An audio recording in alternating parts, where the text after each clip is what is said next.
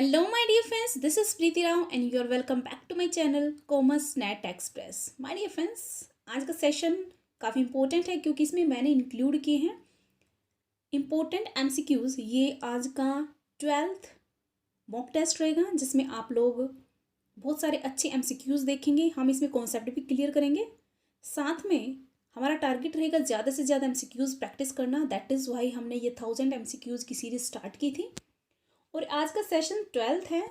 So my dear friends, अगर आपका भी सब्जेक्ट कॉमर्स है और आप भी प्रिपरेशन कर रहे हैं किसी भी टीचिंग एग्जाम की, चाहे वो टीजीटी या पीजीटी, तो ये सीरीज़ आपके लिए काफ़ी इंपॉर्टेंट होगी। तो बिना किसी देरी के आज का सेशन स्टार्ट करते हैं। Let's get started. Here you can see the first question, direct supervision over depositories and mutual funds is undertaken by. Question is asking कि जो हमारी डिपॉजिटरीज होती हैं और म्यूचुअल फंड्स होते हैं, इनके ऊपर इनको रेगुलेट कौन करता है, उनका सुपरविजन कौन करता है? क्या एनबीएफसी करता है, आरबीआई करता है, सेबी करता है, या ऑल ऑफ द अबव? देखिए माय डियर फ्रेंड्स, क्वेश्चंस आपके हैं, मॉक टेस्ट चल रहा है, आपको आंसर करना होगा। और अगर आपका जितना भी स्कोर होता है उसका मुझे प्लीज़ कमेंट बॉक्स में ज़रूर बताना। आउट ऑफ 12 आपका कितना स्कोर हुआ? तो माय डियर फ्रेंड्स, चलिए बताइए इसका आंसर क्या होगा। क्वेश्चंस को ध्यान से पढ़िएगा। तो माय डियर फ्रेंड्स, जो आरबीआई था वो कब आया था? वो आया था 1 अप्रैल 1935 को। और इसका हेडक्वार्टर कहाँ है? मुंबई। फाइन। और डिपॉजिटरी एक्ट के बारे में जान लेते हैं। जो डिपॉजिटरी एक्ट है हमारा 1996 है। इसके बाद बात करते हैं सेबी की। इस क्वेश्चन का आंसर क्या होगा? जो हमारी कैपिटल मार्केट है उसको रेगुलेट करता है सेबी। और मनी मार्केट को कौन करता है? मनी मार्केट को करता है आरबीआई। और सेबी किसको करता है? हमारी कैपिटल मार्केट को। म्यूचुअल फंड्स और डिपॉजिटरी कैपिटल मार्केट से रिलेटेड है। दैट इज वाई सेबी किसको रेगुलेट कर रहा है? हमारी म्यूचुअल फंड्स को और डिपॉजिटरीज को। थोड़ा सा इसका ओवरव्यू ले लेते हैं। जो हमारा सेबी था ये एक्चुअली एस्टेब्लिश तो हुआ था 1988 में, लेकिन उस टाइम तक इसके पास पावर नहीं थी ज़्यादा कंट्रोल करने की स्टॉक मार्केट की। बट आफ्टर 1992 इसको क्या कर दिया गया? एक स्टैट्यूटरी पावर दे दी गई। मतलब हमारे देश के जो संविधान था उसके अंदर स्टैट्यूटरी पावर मिल गई 1992 में, और पास कर दिया गया सेबी एक्ट 1992। अब इसका मेन पर्पज़ क्या है हमारे सेबी का? सेफगार्ड करना rights and interest of the investors. हमारे इन्वेस्टर क्योंकि कंपनीज में इन्वेस्ट करते हैं और उस टाइम पे कुछ ज़्यादा ही फ्रॉड्स वगैरह होने लग रहे थे। आपको भी याद होगा जब हम छोटे थे तो ऐसा कुछ होता था कि बहुत सारी कंपनीज आ जाती थी, पता नहीं कहाँ से आ जाती थी कि इतने दिनों में इतना हो जाएगा, उस कंपनी में डालो पैसे। वो लोग करते भी थे ज़्यादा पैसे के चक्कर में, और वो लोग जो फ्रॉड होते थे वो निकल के भाग जाते थे, है ना। साल भर भी अपना चला लेते थे एक जगह पे काम धंधा, वो फिर दूसरी जगह चले जाते सारा पैसा समेट के। तो इस तरह की कंपनीज उस टाइम मल प्रैक्टिसेस थी बहुत ज़्यादा होने लगी थी। तो इन्वेस्टर्स के सेफ गार्ड के लिए क्या बनाया गया? सेबी एक्ट आया। और इसके अलावा ये क्या करता है? एस्टेब्लिश करता है code of conduct and promote the healthy functioning of stock exchange. Okay, इसके बारे में हम देख लेते हैं क्या क्या क्या रेगुलेट करता है। म्यूचुअल फंड्स को रेगुलेट करता है, हमारे जितनी भी टेकओवर्स होती है कंपनीज की उनको, और कंडक्ट करता है inquiries and audit of the stock exchange. और स्टॉक एक्सचेंज के अंदर जो भी इंक्वायरीज करते हैं या ऑडिट होता है ये कौन करता है? सेबी ही करता है। अब बात करते हैं सेकंड क्वेश्चन की। That is the apex consumer court in India is referred to as. हमारी कंट्री इंडिया में कंज्यूमर कोर्ट है, कहता है उसका अपेक्स बॉडी कौन सी है? क्या consumer education and research centre है, B consumer unity and trust society, या फिर third national consumer dispute redressal commission, या फिर सी है इसको बोलते हैं नेशनल या नेशनल कमीशन भी बोल देते हैं इसको। तो क्या ये है? तो राइट ऑप्शन क्या होगा माय डियर फ्रेंड्स? इसका होगा सी। जो हमारे देश की कंज्यूमर कोर्ट है उसकी अपेक्स बॉडी है national consumer dispute redressal commission, या नेशनल कमीशन को शॉर्ट में बोलते हैं। एक बार इसके बारे में हमें ओवरव्यू ले लेते हैं। जो हमारे कंज्यूमर प्रोटेक्शन एक्ट 1986 आया था, किस लिए आया था? To protect the interest and safeguard rights of the consumers with the follows. कैसे? Right to the protect against the marketing goods and services which are hazards to the life and property. मान लीजिए अगर इस तरह के कानून ना हो तो कोई भी कुछ भी सेल करे, लोगों की लाइफ के साथ खेले, तो कोई प्रॉब्लम नहीं होगी। मान लीजिए कोई घटिया क्वालिटी का सामान बेचने लग जाए, घटिया मटेरियल डाल के सेल करने लग जाए और लोग खरीद रहे हैं, खा रहे हैं, इस तरह की लाइफ को जो चीज़ें हैजर्ड करती हैं उन उनसे हमें प्रोटेक्ट करने के लिए, कंज्यूमर्स को प्रोटेक्ट करने के लिए इस तरह के कानून लेकर आए जाते हैं और उनमें से ये एक है। ठीक है, right to be inform about the quality, quantity, potency and purity. इसके अलावा जितने भी आप जो इंस्ट्रक्शंस देखते हो पैकिंग के ऊपर, वो किस वजह से होते, इसी एक्ट के अंतर्गत आता है कि आपको सब कुछ डिस्क्लोज करना पड़ेगा कंज्यूमर को कि आप क्या बेच रहे हो, इसके अंदर इंग्रेडिएंट्स क्या क्या है, क्या फ़ायदा हो सकता है, क्या नुकसान हो सकता है, तो पूरा उसके अंदर पूरा डिटेल में डिस्क्रिप्शन होता है ना इंग्रेडिएंट्स का। तो ये सब किस लिए होते हैं, कंज्यूमर को प्रोटेक्ट करने के लिए कि कोई भी कंपनी है वो कोई अनफेयर ट्रेड प्रैक्टिस ना करे जिसकी वजह से उसकी लाइफ, कंज्यूमर की लाइफ को नुकसान हो। ओके, सो दैट ये हमारे कंज्यूमर को प्रोटेक्ट, इंटरेस्ट को प्रोटेक्ट करने के लिए ये एक्ट लाया गया था। अब बात करते हैं राइट्स ऑफ कंज्यूमर्स की। तो वीडियो बड़ी हो सकती है लेकिन इम्पोर्टेंट जो पॉइंट्स हैं उनको ज़रूर कवर करेंगे क्योंकि इन्हीं में से ही एमसीक्यूज़ बनते हैं। और अगर आप लोग जो एमसीक्यूज़ की प्रैक्टिस कर रहे हैं तो उनको पता होगा कि इनमें से ही क्वेश्चंस आ रहे हैं। तो देखिए राइट्स ऑफ कंज्यूमर, कंज्यूमर्स के राइट कौन कौन से होते हैं। फर्स्ट है right to safety. Right to safety भाई अपनी लाइफ की ऑब्वियस सी बात है, उसको राइट है अपनी लाइफ की सेफ्टी के लिए। Right to inform, right to be informed, और साथ में उसको क्वालिटी, क्वांटिटी, पोटेंसी, प्योरिटी की इंफॉर्मेशन पाने का भी अधिकार है। ओके, कि उसके अंदर क्या है, क्या क्वालिटी है, क्या क्वांटिटी जो पैकिंग में है वो। राइट टू चूज़, वो वैरायटी ऑफ गुड्स आपके सामने आते हैं, एक सोप लेने जाते हो बहुत सारी सोप्स आपको वैरायटी मिलती है, तो राइट टू चूज़, उनको चूज़ करने का भी राइट है। नेक्स्ट है राइट टू बी हर्ड, उनको सुने जाने का भी अधिकार। उनके साथ कोई भी ऐसी प्रॉब्लम उनको फेस करनी पड़ी है जिसकी वजह से उनको नुकसान हुआ है तो उनको सुना जाना पड़ेगा। उसके लिए आपको 3 टायर के कमीशन बनाए गए हैं, जैसे कि नेशनल कमीशन है, स्टेट लेवल पर है, डिस्ट्रिक्ट फोरम है ना, वो इस तरह के हमें 3 टायर कंज्यूमर प्रोटेक्शन के लिए बनाए गए हैं। Right to seek redressal, right to seek redressal against the untrade practice और अनसब्सक्रिप्शनस एक्सप्लोइटेशन और कंज्यूमर्स। ठीक है, राइट टू कंज्यूमर एजुकेशन, और साथ में एजुकेशन का भी उनको मतलब उसके बारे में नॉलेज होना, किसी प्रोडक्ट के लिए जो इन्फॉर्मेशन है उनका भी इन्फॉर्म होना, उनके पास इन्फॉर्मेशन और नॉलेज होना, उसका भी राइट है। ओके, तो ये कुछ ऐसी हैं, इनमें से एक एमसीक्यूज आपको देखने को मिलेंगे, बहुत अच्छे क्वेश्चंस हैं ये। एक और है जो इम्पोर्टेंट है पॉइंट जो मैंने इंक्लूड किया इसके अंदर, वो देख लीजिएगा।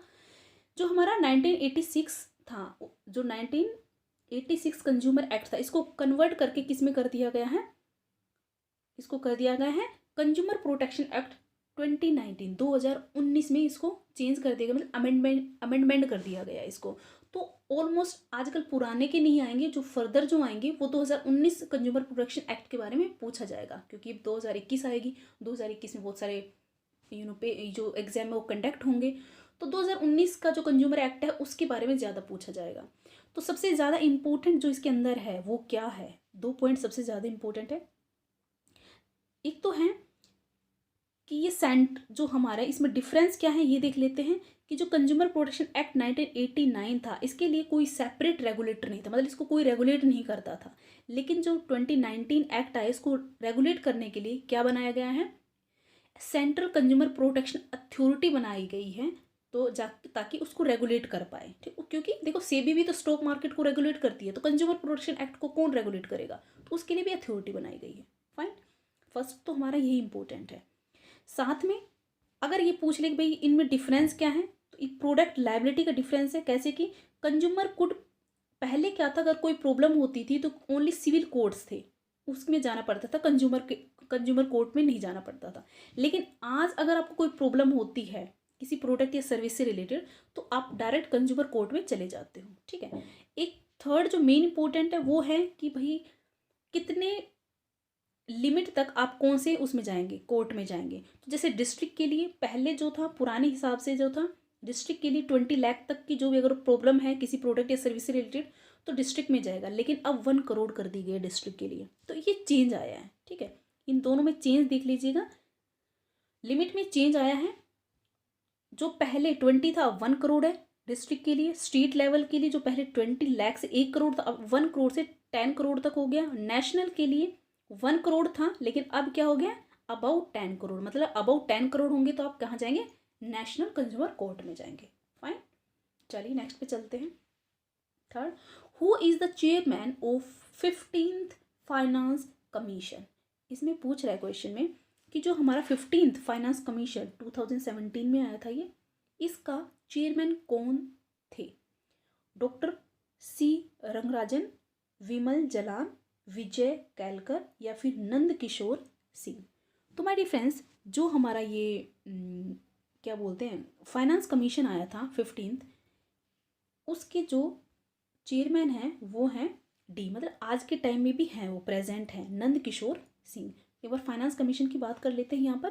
फाइनेंस कमीशन क्या है, फाइनेंस कमीशन जो हमें बनाया गया था इंडिया में, वो एग्जिस्टेंस में आया था 1951 में। और ये इसको एस्टेब्लिश किसके अंतर्गत किया गया है, वो किया है हमारे संविधान के आर्टिकल 280 के अंडर। ओके, और इसको फॉर्म क्यों किया गया है, क्योंकि डिफाइन करता है किसके बीच में relation, financial relation between centre and state government. मतलब स्टेट के और सेंटर की जो फाइनेंशियल रिलेशन उनको डिफाइन करता है हमारा फाइनेंस कमीशन। फाइन ना, और ये लीड करता है, मान लीजिए कोई भी चेंजेस आते हैं ईयर टू ईयर, जितने फाइनेंशियल ईयर आते हैं उनके अंदर जो भी चेंजेस आते हैं, तो ये रिकमेंड भी कौन करता है, यही कमीशन करता है, फाइनेंस कमीशन करता है। ठीक है, अब बात करते हैं 15th कमीशन की। ये इंडिया का कमीशन था जो 2017 में आया था, and it give recommendation for the devolution of taxes and other physical matters 5 physical years. मतलब जो 5 ईयर्स का प्लान बनता है उसकी बात कर रही है। लेकिन आपको पता है 2017 में तो ये आया था, लेकिन 4 अप्रैल 2020 में तो एज यू नो कि कोरोना का टाइम था, आज भी है इसका कोरोना का टाइम, लेकिन उसकी वजह से कुछ आई थिंक आगे परफॉर्मेंस हो नहीं पाई, जिसके बारे में कुछ कह नहीं सकते। तो I think everything is clear. चलिए नेक्स्ट पे चलते हैं। 4th question, consumer attitudes and believes about diet, health, nutrition are influenced by. Consumer का एटीट्यूड, मान लीजिए मैं कंज्यूमर हूँ, मेरा जो एटीट्यूड है मेरी डाइट के ऊपर, मेरी हेल्थ पे, मेरे न्यूट्रिशन पे, वो मेरे किससे इन्फ्लुएंस होगा, क्या मेरी इकोनॉमिक एनवायरनमेंट से, कल्चरल एनवायरनमेंट से, सोशल एनवायरनमेंट से, नेचुरल एनवायरनमेंट से। तो माय डियर फ्रेंड्स, एक कंज्यूमर का एटीट्यूड किससे बनता है, उसकी हेल्थ, न्यूट्रिशन या डाइट से रिलेटेड। तो उसके कल्चर में क्या चल रहा है भाई, जैसे कि मैं हरियाणा से बिलोंग करती हूँ, रहती दिल्ली में हूँ, मैरिड मैं दिल्ली में हूँ, बट मैं हरियाणा से हूँ। तो जो मेरे को एनवायरनमेंट मिला, जो मेरा कल्चर था, उसके अकॉर्डिंग मेरी हेल्थ हैबिट्स हैं, मेरी डाइट हैबिट्स है ना। अगर हो सकता है मुंबई में होती या फिर कहीं दूसरी कंट्री में होती, तो मेरा कल्चर या हो सकता है मैं गुजरात में पैदा हुई होती, तो हो सकता है मेरे कल्चर, मेरी डाइट, मेरे न्यूट्रिशन, मेरे एटीट्यूड कुछ डिफरेंट होता है ना। चाहे राजस्थान में होते या फिर यूपी में होते, किसी भी अदर स्टेट में होते या फिर अदर कंट्री में होते, तो लोगों की जो एटीट्यूड होता है वो उनके किसके अकॉर्डिंग होता है, उनके कल्चर के अकॉर्डिंग होता है। फाइन, तो राइट ऑप्शन क्या होगा, बी। चलिए 5th पे चलते हैं। Positive NPV in project appraised by a firm may not occur an account of. जो हमारा पॉजिटिव एनपीवी है, नेट प्रेजेंट वैल्यू किसी प्रोजेक्ट का, मान लीजिए वो पॉजिटिव आ रहा है, क्या आ रहा है, पॉजिटिव आ रहा है, किसी प्रोजेक्ट का नेट प्रेजेंट वैल्यू पॉजिटिव आ रही है, तो कहता उसके पॉजिटिव आने का क्या रीज़न नहीं हो सकता, नोट पूछा है। इकोनॉमिक स्केल हो सकता है उसका, जो प्रोजेक्ट है उसका इकोनॉमिक स्केल अच्छा जा रहा है तो वो पॉजिटिव है, डेफिनेटली पॉजिटिव होता है। मार्केट रीच, अगर उसकी मार्केट रीच अच्छी है तो डेफिनेटली पॉजिटिव आ सकता है। प्रोडक्ट एप्रिसिएशन या फिर इंटेंजिबल बेनिफिट्स, तो मोस्टली यहीं पे कंफ्यूजन होगा। ये दोनों तो आप कर सकते हो इजीली, तो राइट ऑप्शन क्या होगा, इंटेंजिबल बेनिफिट। अब बात करते हैं एनपीवी की, एनपीवी हमारा होता क्या है। तो इसमें क्या कहते हैं कि एक प्रोजेक्ट में आपने पैसे लगाए, उसका इनफ्लो आपने कितना लगाया और आउटफ्लो कितना मिला। ठीक है, अगर ज़्यादा मिल रहा है इनफ्लो से तो डेफिनेटली पॉजिटिव है। तो बात करते हैं NPV of the financial decision is the difference between a present value of inflows the present value of outflow. ठीक है, प्रेजेंट वैल्यू इनफ्लो कितनी है लगाई हमने और इसकी प्रेजेंट में आउटफ्लो कितनी आ रही है, उनके बीच में डिफरेंस बताता है NPV. NPV is the indicator of how much value an investment or project adds to the firm. Obvious सी बात, उससे जितना प्रॉफिट आएगा एक तरह से वो एक फॉर्मेशन बन जाएगी इसके लिए, बिजनेस के लिए, और वो आगे फर्दर उसको इन्वेस्ट कर सकता है ना। इसके बाद बात करते हैं used for the capital budgeting, it measures the excess of shortfall of cash flow in the present value terms once financing charges are met. Okay, now the question number 6, insurance expenses paid to bring an equipment from the place of purchase to place of installation is a type of। Question में कह रहा है, question पूछ रहा है एक equipment लेकर आए हैं कहाँ से, जहाँ से खरीदा था वहाँ से अपने कंपनी में, अपनी फैक्ट्री में, और उसको इंस्टॉलेशन प्लेस पर लेकर आए, ठीक है, वर्क प्लेस पर, और उसके ऊपर क्या दिए हमने, इंश्योरेंस चार्जेस दिए हैं। तो किस तरह का एक्सपेंडिचर है, क्या वो रेवेन्यू एक्सपेंडिचर है, कैपिटल एक्सपेंडिचर है, डेफर्ड रेवेन्यू एक्सपेंडिचर है, ऑपरेटिंग एक्सपेंसेस है। तो इसका आंसर जरूर दीजिएगा। अच्छा क्वेश्चन है और इस तरह के क्वेश्चन पूछे जाएंगे। तो भाई डिफरेंस, सबसे पहले आपको डिफरेंस पता होना चाहिए कि जो हमारे रेवेन्यू एक्सपेंडिचर और कैपिटल एक्सपेंडिचर उनके बीच में डिफरेंस क्या है। लेकिन इसका राइट आंसर क्या है, कैपिटल एक्सपेंडिचर। जब आपको इक्विपमेंट लेके आते हैं उसके ऊपर अगर कोई चार्जेस लगा, तो क्योंकि जो इक्विपमेंट होगी, मशीनरी होगी, वो क्या लॉन्ग टर्म तक आपको बेनिफिट देगी। तो जो लॉन्ग टर्म को बेनिफिट देती है, लॉन्ग टर्म के लिए, तो उन पर जो खर्चे होते हैं उनको क्या कहते हैं, हम कैपिटल एक्सपेंडिचर कहते हैं। यहाँ पे देख लीजिए कैपिटल एक्सपेंडिचर, रेवेन्यू एक्सपेंडिचर में कैपिटल एक्सपेंडिचर क्या होता है, लॉन्ग टर्म के लिए होता है, रेवेन्यू एक्सपेंडिचर शॉर्ट टर्म के लिए होता है, जैसे कि डेली रूटीन में जो खर्चे होते हैं उनमें, या फिर कोई आपने जैसे प्लांट लगाया उसकी रिपेयर करानी है आपको, तो आप उसको क्या कहेंगे, रेवेन्यू एक्सपेंडिचर कहेंगे। और इसमें जो हमारा कैपिटल एक्सपेंडिचर होता है वो क्या होता है, ये हमारा रियल अकाउंट में जाता है, और जो हमारा रेवेन्यू एक्सपेंडिचर ये किस में जाता है, नॉमिनल अकाउंट में जाता है। ओके, जैसे कि हम कैपिटल एक्सपेंडिचर में बात कर रहे थे, कॉस्ट ऑफ प्लांट मशीनरी, क्योंकि फिक्स्ड असेट से रिलेटेड होता है, फर्नीचर। जो हमारा रेवेन्यू एक्सपेंडिचर है वो किस में होता है, इंक्लूड होता है इसमें plant machinery, rent, insurance and repairs. Fine, अब बात करते हैं एक और है डेफर्ड रेवेन्यू एक्सपेंडिचर, ये भी इंपॉर्टेंट है। डेफर्ड रेवेन्यू एक्सपेंडिचर क्या होता है, basically in the nature of revenue expenditure, but इसका बेनिफिट क्या करता है, cover number of years, their benefits may extend over a number of years. हो सकता है आपने इतना एक्सपेंडिचर किया हो, आने वाले 5 साल तक, 10 साल तक, 3 साल तक उसके बेनिफिट आपको मिलते रहे। जैसे कि एग्जांपल दिया, आप एडवर्टाइजमेंट के ऊपर एक्सपेंडिचर करते हो, आज तो कर दिया, लेकिन उसका जो बेनिफिट है फर्दर अपकमिंग ईयर्स है उनके अंदर आपको मिलता रहेगा। ठीक है, नेक्स्ट क्वेश्चन देख लेते हैं। 7th, ABC Limited was incorporated with an authorized share capital of 1 lakh। एक ABC कंपनी है, उसकी अथोराइज कैपिटल है 1 लाख की, इक्विटी शेयर का एक की कीमत है 10 रुपये। The board of director of the company decided to allot 10,000 shares credited as fully paid to the promoters. Company के जो डायरेक्टर थे उन्होंने डिसाइड किया कि 10,000 शेयर हैं क्रेडिट कर दिए जाएंगे फुल्ली पेड, किसको, प्रमोटर्स को। Which account should be debited in the book of ABC। अब वो अपने प्रमोटर्स को 10,000 शेयर्स दे रहे हैं जिसकी एक की कीमत 10 रुपये है, ठीक है, और वो फुल्ली पेड हैं। तो वो किस, अब कह रहे हैं कि जो अकाउंट होगा ABC का, क्या डेबिट होगा उसके अंदर, प्रमोटर अकाउंट होगा, सर्विस अकाउंट होगा, गुडविल अकाउंट होगा, शेयर कैपिटल होगा। तो माय डिफरेंस, ये भी अच्छा क्वेश्चन है, आपको इसका आंसर देना होगा। तो राइट ऑप्शन इसका क्या होगा, गुडविल अकाउंट, क्योंकि जब एक जो प्रमोटर्स होते हैं या एंटरप्रेन्योर जो होते हैं जिन्होंने कंपनी को सर्विस दी है, तो उसको बोर्ड ऑफ डायरेक्टर क्या देते हैं, मैं डिसाइड किया जाता है कुछ हिस्सा इनका भी है, क्योंकि इन्होंने कंपनी को फॉर्म किया है, उसके लिए मेहनत की है, एग्जिस्टेंस में आई कंपनी, तो उसके लिए जो किया है उसके लिए उनकी सर्विस मिलती है, तो उसको कहते हैं गुडविल अकाउंट में जाएगा। और इसकी एंट्री क्या होगी, goodwill account debit to share capital. Okay, share capital, fine. Next पे चलते हैं। 8th, in a reconstruction scheme the reduction of the capital में टेक द फॉर्म ऑफ। कह रहा है रिकंस्ट्रक्शन कर रहे हैं, हम इंटरनल कंपनी के अंदर इंटरनल रिकंस्ट्रक्शन भी हो सकता है और एक्सटर्नल रिकंस्ट्रक्शन भी किया जा सकता है। लेकिन यहाँ पे अगर कैपिटल में कुछ चेंज आ रहा है, चेंज किया जा रहा है, तो डेफिनेटली वो क्या है, इंटरनल रिकंस्ट्रक्शन है। इसमें कह रहा है कि अगर रिकंस्ट्रक्शन स्कीम के अंदर रिडक्शन किस में किया जा रहा है, कैपिटल में, तो कैसे किया जा सकता है। अगर हमें रिडक्शन कर रहा है कैपिटल के अंदर तो कैसे कैसे कर सकते हैं। फर्स्ट है reducing the liability of the share holder. हम हो सकता है कैसे करें, रिड्यूस करें उसको, शेयर होल्डर की लायबिलिटीज को कम करके, in the respect of unpaired amount of the share holder held by them. हो सकता है कंपनी ने 10 रुपये का शेयर था, अभी तक 8 ही मंगवाए हैं, तो 2 रुपये उसको कहें तेरी माफ़ है, ठीक है, उसको ना मंगवाए, उस लायबिलिटी को रिड्यूस कर दें। तो इस तरह से भी क्या किया जा सकता है, इंटरनली हम उस कैपिटल को रिड्यूस कर सकते हैं और रिकंस्ट्रक्ट कर सकते हैं। क्या ऐसा पॉसिबल है।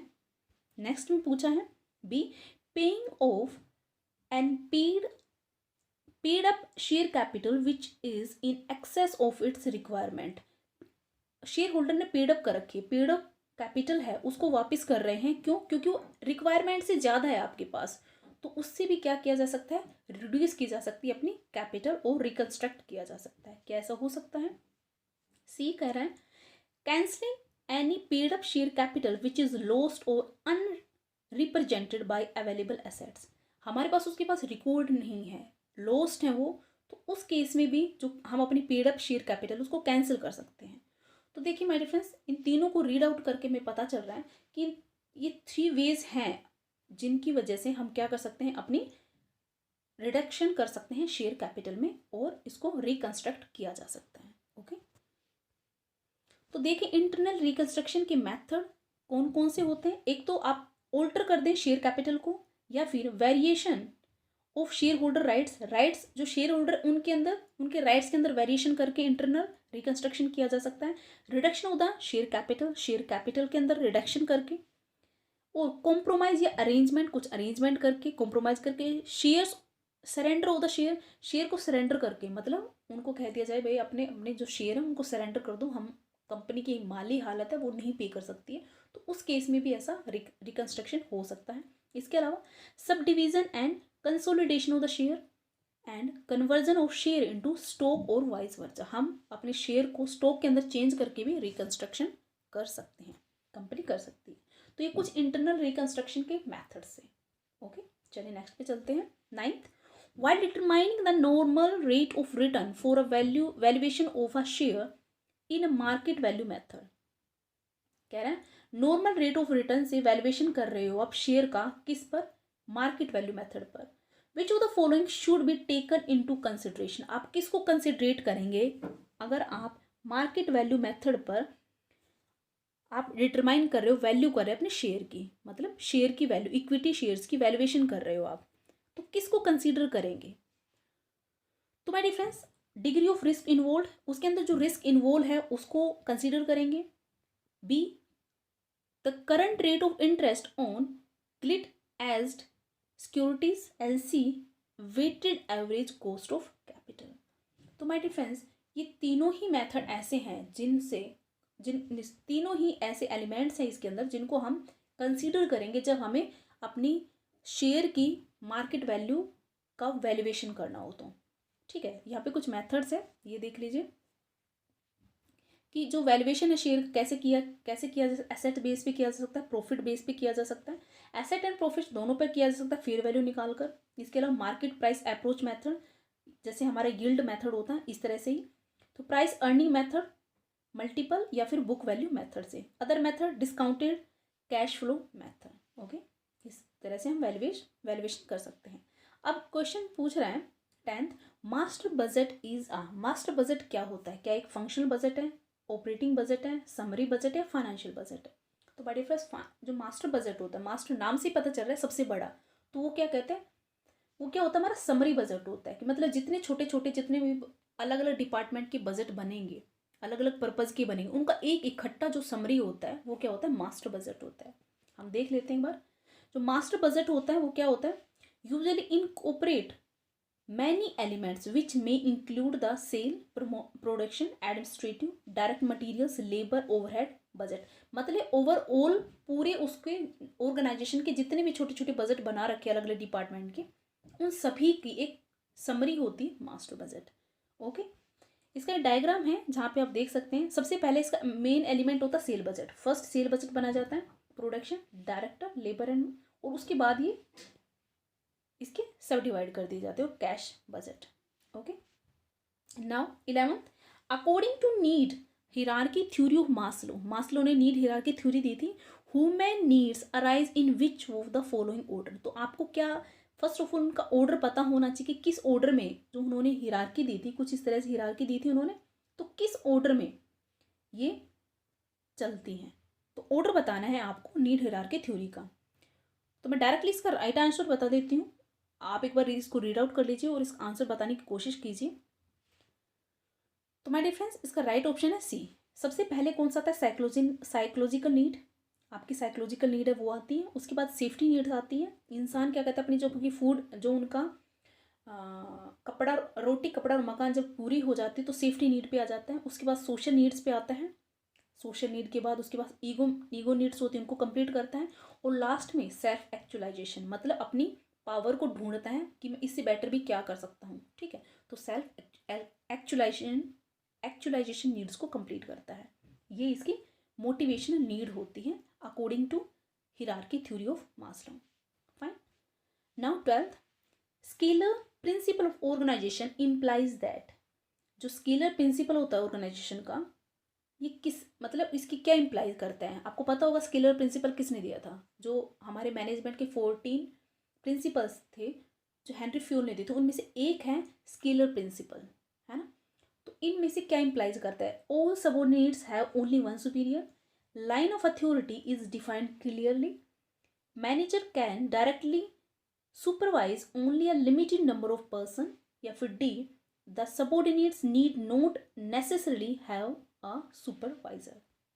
तो जो हमारी स्केलर प्रिंसिपल है वो क्या कहता है कि जो फ्लो होता है इंफॉर्मेशन का, या फिर हम कह सकते हैं कि जो भी अथॉरिटी रिस्पॉन्सिबिलिटी होती है वो मतलब क्लियरली डिफाइंड होनी चाहिए। ओके, कि भाई एक जो कम्युनिकेशन अपवर्ड जा रहा है या फिर डाउनवर्ड जा रहा है। ठीक है, तो राइट ऑप्शन क्या होगा इसका, B, line of authority is defined clearly. The scalar principle of organization that authority and responsibility should flow in a clear unbroken line, मतलब ब्रेक नहीं होनी चाहिए, सब कुछ क्लियरली डिफाइंड होना चाहिए, किसको किससे रिपोर्ट करनी है, या इन्फॉर्मेशन जिसको जहाँ से चाहिए वो कहाँ से मिलेगी, वो सब कुछ क्लियर होना चाहिए। कौन किसको रिपोर्ट करेगा, अगर उसको किसी से कॉन्टैक्ट करना तो किससे करना है और कैसे करना है। एक गैंग प्लैंक दिया था कि मान लीजिए डी को इन्फॉर्मेशन की कोई रिक्वायरमेंट है, तो ऐसा नहीं है कि भाई देखो ऐसे जा रही है और ये ऐसे जा रहा है, तो अब इसको इनसे पूछना पड़े, लेकिन ये कुछ ऐसा भी सिस्टम होना चाहिए कि डायरेक्टली यहाँ से भी अप्रोच कर पाए इसको, आर को। तो इसको बोलते हैं gang plank. Okay, so my dear friends, आज का सेशन यहीं पे हम एंड करते हैं। अच्छे क्वेश्चंस थे, नेक्स्ट सेशन में फिर हम मिल लेंगे कल आपको। ठीक है, till then good luck, good bye.